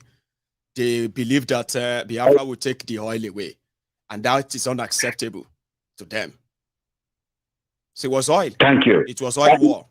There's no one Nigeria without oil. There's no one Nigeria. Exactly. Nigeria, everybody would have been separated by now. And it would have been in a very quiet way. Nobody would fight against each other if there was no oil in Nigeria. Yeah? That's true. I ask Nigeria again. The Fulani, I want Nigeria now. Nigerians, do they think the Fulani, they have controlled the government since, up to, let's say, from independence up to now? The Fulani has controlled the majority of Nigeria, ruling class, and they formed this Fulani caliphate that is absolutely impossible to break. I ask Nigerians, do they think the Fulani, do they want their land or do they want their oil? What do they want? Do they want their land or do they want Nigerian resources? What do the Fulanis want that will make them happy? Do they want the resources or do they want the oil? Which one makes them happy? What do they want? That will be an open question. A lot of people are, open question. A lot of people are going to probably give you the answer in the comments, or they will probably have no answer to it.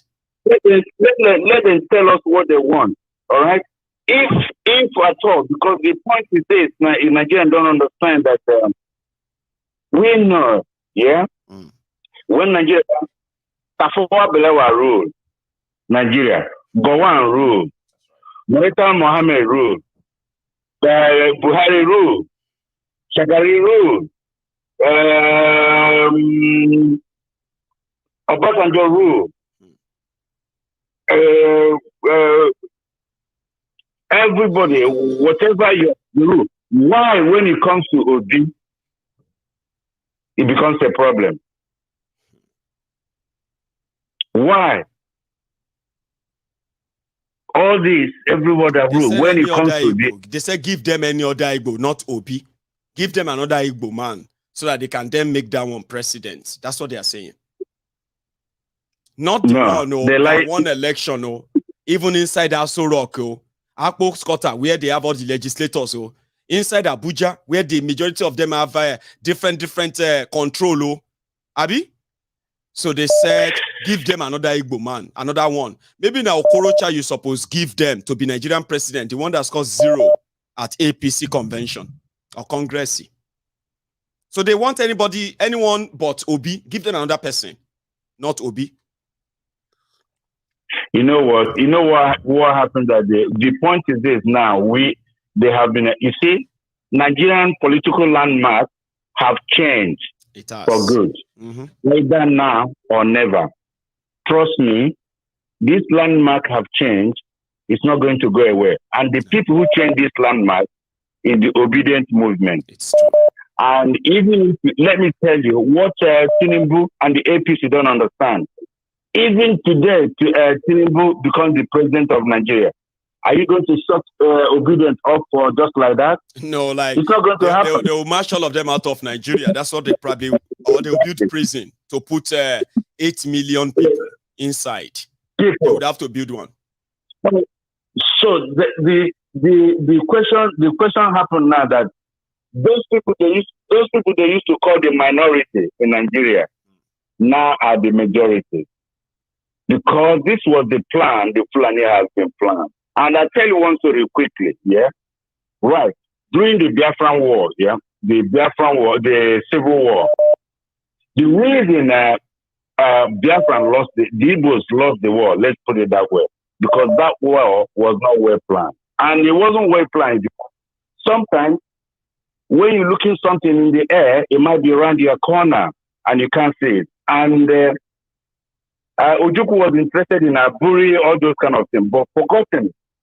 There are our cousins, which are very vital for our victory. And those are our cousins that are very vital for our victory are the River State, the Cross River State, the Delta State, the Edo State, all those areas. I guarantee you 120%, trust me. If those states were in conjunction of Igbos to fight against Nigerians, Igbo would never lose that war. That is for a fact. Then another thing that was... I think we should manage that time now. Don't let us go to another thing. You know what I mean? It's about 8 minutes already spent by yourself. Thank you, okay? All right. We can always have extensive conversation some other time too. Thank you for sharing that, too. Indeed. Thank you. Yeah. So I kind of want to make it, short as possible. Currently, I have just about 10 more minutes to go. So I'll take 1 or 2 more. Then I'm so sorry that I'm not making it longer than that. Hello there. Hello, Mayego. Yes, sir. How are you? Greetings. Yeah, Silva. I'm calling from Germany. Did you say Simeon? Is that you? No, Silva. Oh, it's Silva. Great. How are you doing, sir? I'm good. Good to know that this is real. I've been trying and trying. But there's always going to be a first time. I know. Good enough that you made it tonight. Thank you very much. Thank you, sir. Yeah, since I can see that you're a little bit tired already. Thank you very much for what it's been a stretch for me. I don't want to. Go on, sir. I'm not going to keep you long. Yeah. No, it's what I just want to chip in is about this televising the process. Yes, sir. Let's see if it will work out. However, this will show us if the judges are really wise. Because the first day in the court, when the lead justice was saying a making statement, I saw it, or we all saw it, that it was even live. People heard what he was saying. Yes. So if they will not decide that it should not be televised live, that will show us what they're up to. Because if they don't have anything to hide, I mean, why not? And also, in the public interest, it will be ideal for them to broadcast it live. Sure, you get, even if they have to make it a precedent, but it doesn't matter.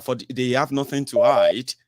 Make it public. So, PDP, APC, I'm sorry, PDP, or let's say Atiku and Obi, they have submitted the same request. 18,000 people have signed the petition that they must be stream the tribunal live. They are waiting for Tinubu to respond because he has to consent too. His own lawyers have to say, okay, yeah, go ahead. If they say no, the tribunal won't stream it live, or we don't know yet. Does the tribunal not have the vet, not the vet anyway, but they should see on the public interest, as you just mentioned, that is also legal. However, what I also like, yeah, they always blame Igbos anyway. Like an Igbo man might say, and a Shinu Shahana more touchy. And a Shinu Shahana more touchy. So we will find out from this. No, don't laugh. Okay. I'm interested because I picked that and I was going to like match them and oh man, you've made me lost. Okay, tell me the minute. Tell us the minute. What was that? No. Whenever Jamal will come up, asking, he will tell you. No, don't make me suffer. I am talking to you right now, sir. Help me. What does that mean? You said it twice. Okay. It must mean something. Say it. Okay. Yes, sir. You see, when before you go to the toilet, sometimes you melt, Before you go to the fire, did you say? No. Before you go to toilet. To the toilet, yeah. Yeah. Sometimes people melt, and you perceive. I got that. Do you mind repeating it in Igbo again, sir? Please repeat it in Igbo again. I get that. Amechi. Aneshinu shahre. Anechi. Slow down for me, please. I'm trying to learn something. I'm so sorry, guys watching. I'm so sorry, okay? But please, I'm so interested, right? Let's start again. Slowly. Anechi nushahoro. Anechi nushahoro. Nushahoro. Amo toshi. So that means that before you go to the toilet, you go first mess. From the sense of the mess, you know how the toilet will toilet like. Now. That's so smart. But continue, please. So the point there is this: they are having decisions to make. If they should make from this first one about televising the whole issue, this is where we will find out what the rest will look like. So true. They have to. If they really put the public interest at heart, they have to give us this leeway to see what is happening in that place, so that everybody can stay at his home, comfort of his home, and see what is going on. If they cannot give us this first one, that is simple like that, how then will we be able to still come to believe what will come later? The main issue. So that is why I said, yes, it is how it goes. However, they have everything now is in their hand. They have the yam, they have the knife. Yeah, whomever they got to eat. But let's see. Some of us have not traveled home for a long time. It's because there is insecurity at home. Some of us are hoping, if this man can come up, although we know that in this wicked system of things, everything is going wrong. But all the same, we thought that if this man can come in, he might be able to do things like even a kidnapping system, the way he handled it in Anambra State those days. We saw it. Everybody know what happened. And also, I want to come up also another thing. There is one thing you mentioned about the Igbo leaders. they were even against it was obvious that time. I remember they said this move is going to jeopardize their opportunity in leading Nigeria. That Obi was going to make Igbos lose their opportunity of being part of the bigger thing. They publicly did that. There are people now turn around and said the Igbos are the ones pushing it. The Igbo leaders, they are the ones there. I'm like, where is this coming from? No, we remember this man, this young man, this man, not young man, this man that is now in jail in the UK, the one they threw egg at in Germany when he came here. Bless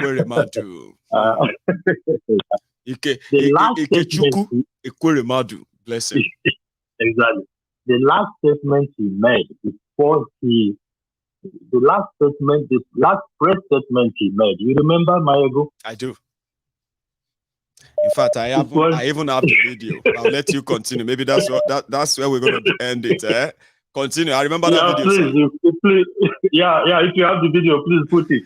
You see, this was the last statement he made, and that shows how those people view this man. So they should not be blaming the Igbos on anything, because even the big guys there, they were supporting.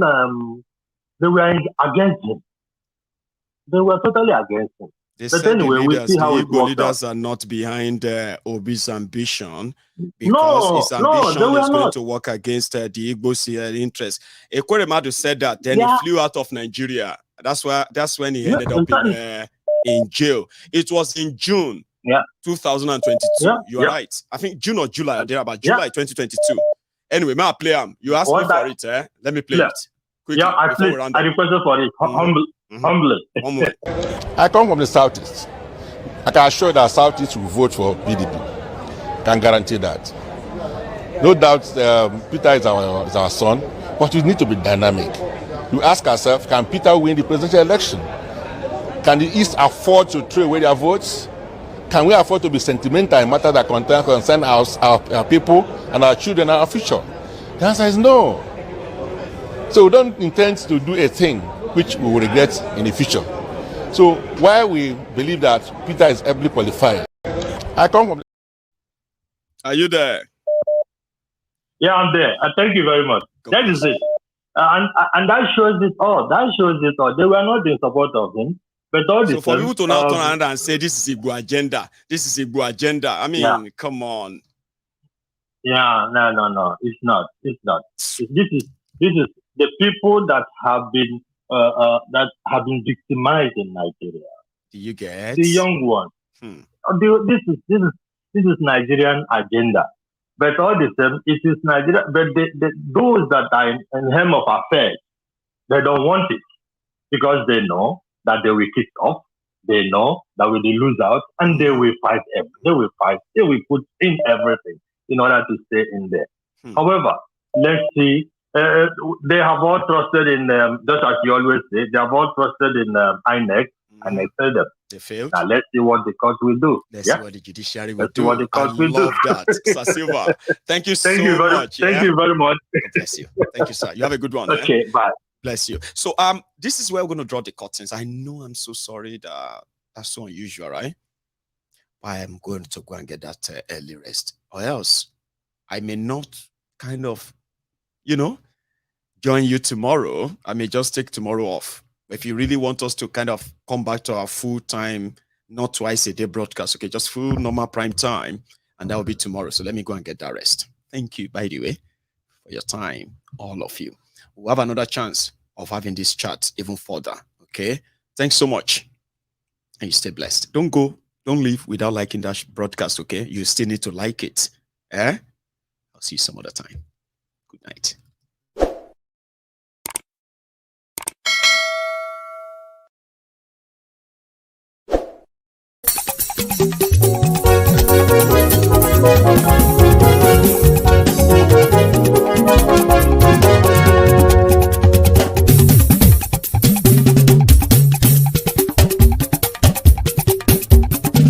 Mayegun làwa mọ̀ làmọ̀ tó dòdòdò. Mayegun dayari ayé ni nàmbà wá. Máyégún làwa mọ̀ láwọn tó jódodo. Máyégún diary Naidi number one. Máyégún ti dé o ọ̀rẹ́ ará ìlú. Máyégún diary Naidi number one. Lórí Facebook lórí YouTube. Máyégún diary Naidi number one. Gbogbo bó ṣe ń lọ ni Máyégún já wa sí. Máyégún diary Naidi number one.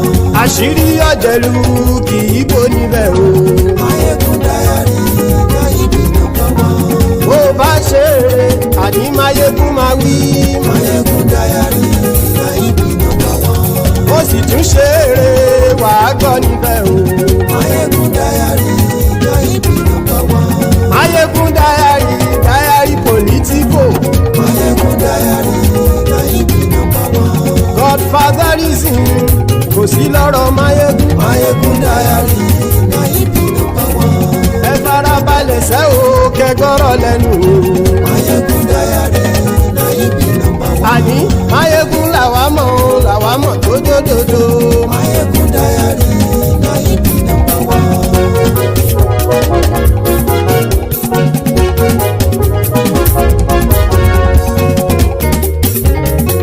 Àní ẹ̀sùn ràkì. Máyégún ti dé. Máyégún ti dé. Ọ̀jẹ̀lú ẹ̀sùn ràkì. Máyégún ti dé. Àní ẹ̀sùn ràkì. Máyégún ti dé. Lórí Facebook. Máyégún ti dé. Àní ẹ̀sùn ràkì. Máyégún ti dé. Lórí YouTube. Máyégún ti dé. Àní ẹ̀sùn ràkì. Máyégún ti dé. Bọ́ bàbá gbé wúrẹ́. Máyégún máa wí. Àní ẹ̀sùn ràkì. Máyégún ti dé. Ijó ìgbádìyẹ. Máyégún máa wí. Àní ẹ̀sùn ràkì. Máyégún ti dé. Presido bá rúfin o. Máyégún máa wí. Àní ẹ̀sùn ràkì. Máyégún ti dé. Kí gómìnà kówó jẹ. Máyégún máa wí. Àní ẹ̀sùn ràkì. Máyégún ti dé. Ọlọ́pàá tí ń gba rìbá. Máyégún máa wí. Àní ẹ̀sùn ràkì. Máyégún ti dé. Aṣòfin tí ń rúfin o. Máyégún máa wí. Àní ẹ̀sùn ràkì. Máyégún ti dé. Òpùrọ́ olóṣèlú. Máyégún máa wí. Àní ẹ̀sùn ràkì. Máyégún ti dé. Ọ̀jẹ̀lú ẹ̀sùn ràkì. Máyégún ti dé. Àní ẹ̀sùn ràkì. Máyégún ti dé.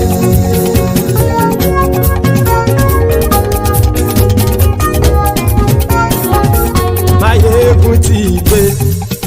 Gbogbo ọ̀jẹ̀lú ẹ̀sùn ràkì. Máyégún ti dé. Gbogbo ọ̀jẹ̀lú ẹ̀sùn ràkì. Ṣùgbọ́n ní bá ti ṣe èyí tó yẹ kí wọ́n ṣe, ọmọ bá dèrò ní fi wọ́n níran o. Máyégún ti dé. Gbogbo ọ̀jẹ̀lú ẹ̀sùn ràkì.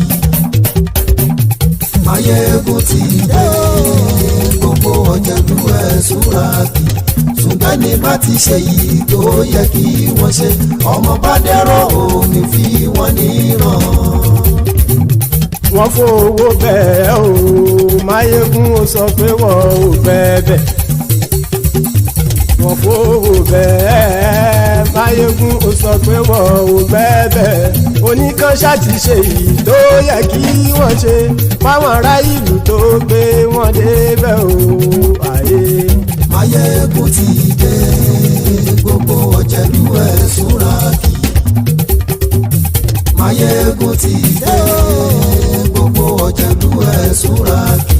Ṣùgbọ́n ní bá ti ṣe yìí tó yẹ kí wọ́n ṣe, ọmọ bá dẹ́rọ̀ ò ní fi wọ́n níran. Kì máa yí ṣeré, ọ̀rọ̀ yìí kì í ṣẹ̀fẹ̀. Kì máa yí ṣeré, ọ̀rọ̀ yìí kì í ṣẹ̀fẹ̀. Ẹni bá ti lè lẹ́bọ̀ lẹ́rù o, ọmọ bá dèrò kàṣàyè tú wọn síta.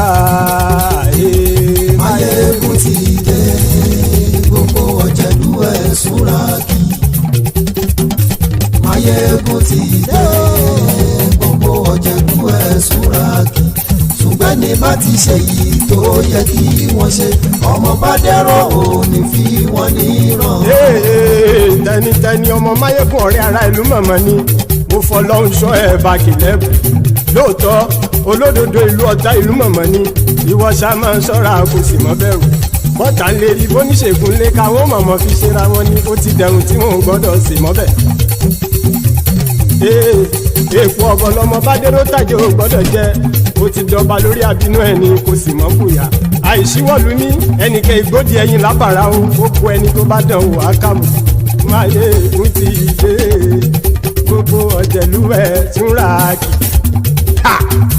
máyé ègún ti dé gbogbo ọ̀jẹ̀lú ẹ̀ tún ra kì o ẹ̀yin bá ti ṣe yìí tó yẹ kí wọ́n ṣe ọmọ bá dèrò òní fi wọ́n níran o. máyé ègún ti dé gbogbo ọ̀jẹ̀lú ẹ̀ súnra kì máyé ègún ti dé gbogbo ọ̀jẹ̀lú ẹ̀ súnra kì ṣùgbọ́n ní bá ti ṣe yìí tó yẹ kí wọ́n ṣe ọmọ bá dẹ́rọ̀ òní fi wọ́n níran.